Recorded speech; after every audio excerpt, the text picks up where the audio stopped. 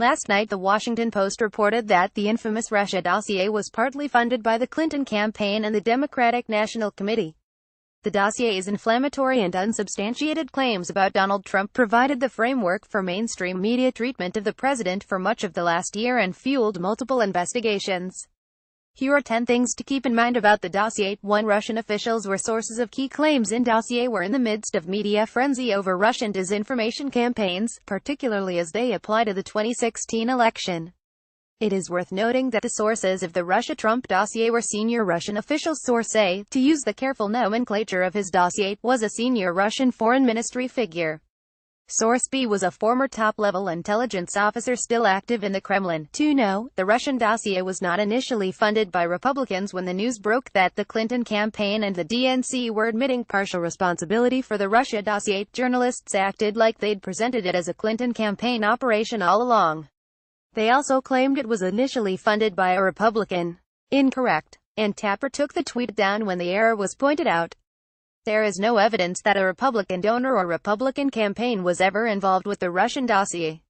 Fusion GPS claimed to reporters, though they did not provide evidence, that a Republican funded separate opposition research on Trump dealing with his business interests. But as the Washington Post itself reports, the dossier did not exist until after the Democrats hired Fusion GPS. Marky Elias, a lawyer representing the Clinton campaign and the DNC, retained Fusion GPS, a Washington firm, to conduct the research. After that, Fusion GPS hired dossier author Christopher Steele, a former British intelligence officer with ties to the FBI and the U.S. intelligence community, according to those people, who spoke on the condition of anonymity. 3. The dossier is chock full of discredited information. Journalists who are friendly with Fusion GPS and opponents of the Trump administration claim, without any evidence of any kind beyond anonymous sources' vague say-so, that the dossier has parts that were verified. That could mean something as simple as the parts about Russia trying to find information about Trump, or about Trump affiliates having friendly business relations with Russians. We have no evidence to suggest that anything significant from the dossier has been verified. And we don't know how much, if any, was actually deliberate disinformation from the Russian government sources. We have reports that the freelance spy who put together some of the information in the dossier was paying Russians for their information and used intermediaries. Former acting CIA director and Hillary Clinton campaign surrogate Michael Morell said this was discrediting. Then I asked myself, why did these guys provide this information? What was their motivation? And I subsequently learned that he paid them. That the intermediaries paid the sources and the intermediaries got the money from Chris.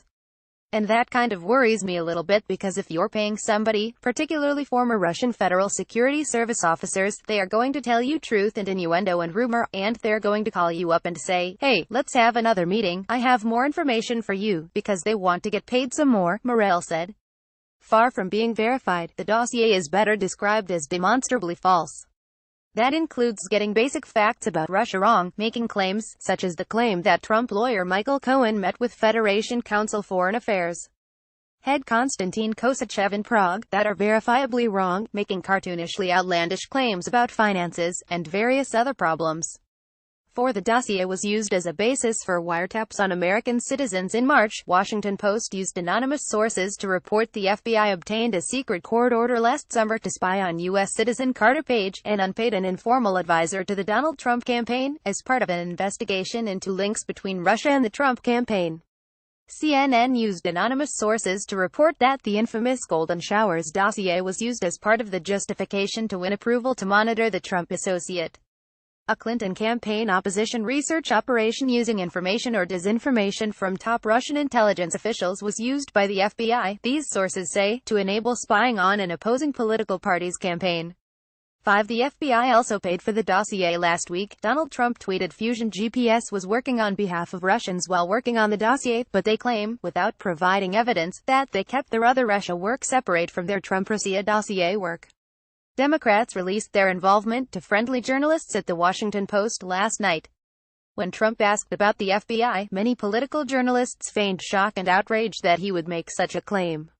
They should not have. Their outlets had already reported that the FBI had tried to pay for the dossier and had, in fact, reimbursed expense for the dossier.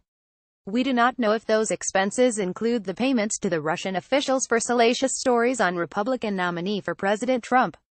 The FBI has resisted all oversight by congressional committees looking into the FBI's role in funding and use of the dossier.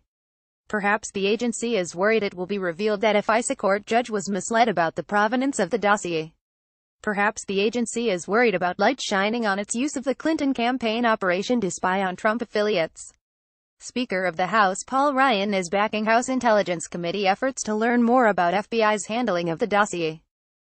Dossier publisher Fusion GPS works with shady outfits. At a July hearing, Senate Judiciary members were told Fusion GPS helped advocate the interests of corrupt Russian and Venezuelan officials while hiding its foreign work from federal authorities. Fusion GPS has been accused of illegally working as an undisclosed foreign agent and is currently refusing to comply with federal subpoenas for information on its foreign clients. 7 Fusion GPS ties to media are problematic. The principals at Fusion GPS are well connected to mainstream media reporters. They are former journalists themselves, and know how to package stories and provide information to push narratives. They are, in fact, close friends with some of the top reporters who have covered the Russia-Trump collusion story. Fusion GPS has placed stories with friendly reporters while fighting congressional investigators' attempts to find out the group's sources of funding. Fusion GPS leaders have taken the fifth and fought subpoenas for information about the group's involvement with Russia.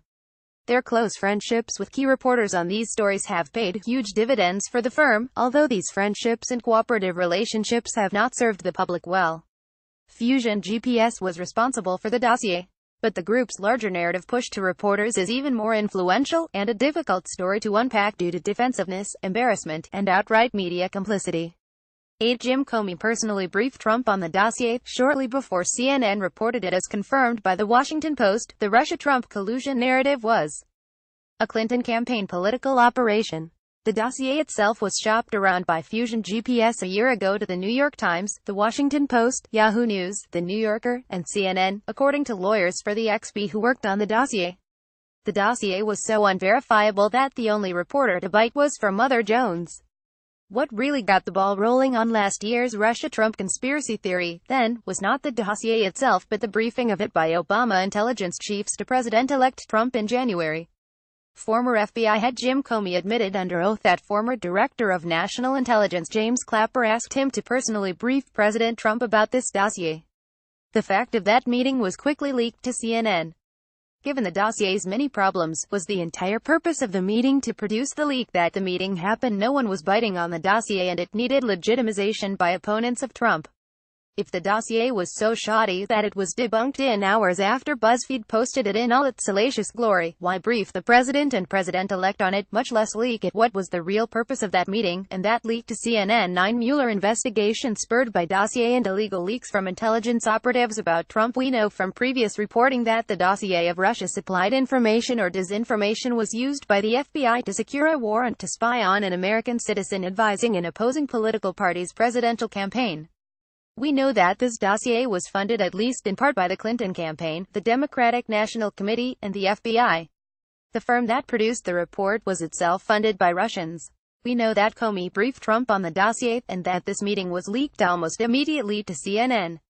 We know that there were criminal leaks from intelligence officials regarding Trump associates having conversations with Russian counterparts. We know that Trump was thrice told by Comey that he was not under investigation regarding Russia. And a year into the opposition research-provoked Russia scare, we have no evidence of the Trump campaign committing treason by colluding with Russia. Yet because of this dossier, and its selective use by intelligence agencies, we have a special prosecutor running a no-holds-barred investigation into Trump that, according to CNN, has gone into areas that have nothing to do with Russia or the 2016 election. We have 2 congressional investigations into alleged collusion of Trump and Russia. And we have had thousands of stories focused on supporting the Clinton campaign's opposition research. 10. The Steele dossier was a Clinton Inc.-funded operation supported by the FBI and influenced heavily by Russian operatives in the Kremlin. The country has spent the last year with Obama intelligence officials, the media, and Democratic leaders pushing a narrative of Trump collusion with Russia to steal an election that was supposed to be won by Hillary Clinton. A meeting between Trump officials and a Russian who falsely promised dirt on Hillary Clinton is the best evidence, by far, to support this narrative. Yet here we have the realization that the Clinton campaign, the DNC, and the FBI all worked wittingly or unwittingly with Russians to affect the results of the 2016 election. Far from just meeting with a Russian and not getting dirt on a political opponent, these groups wittingly or unwittingly paid Russian operatives for disinformation to harm Trump during the 2016 election and beyond. Worse, these efforts perverted our justice system by forcing the Attorney General to recuse himself for the crime of having served as a surrogate on the Trump campaign, spawning a massive, sprawling, limitless probe over Russia. These things are so much more damaging to the republic than a couple $1,000s in ads on Facebook paid for by Russian trolls about a pipeline protest.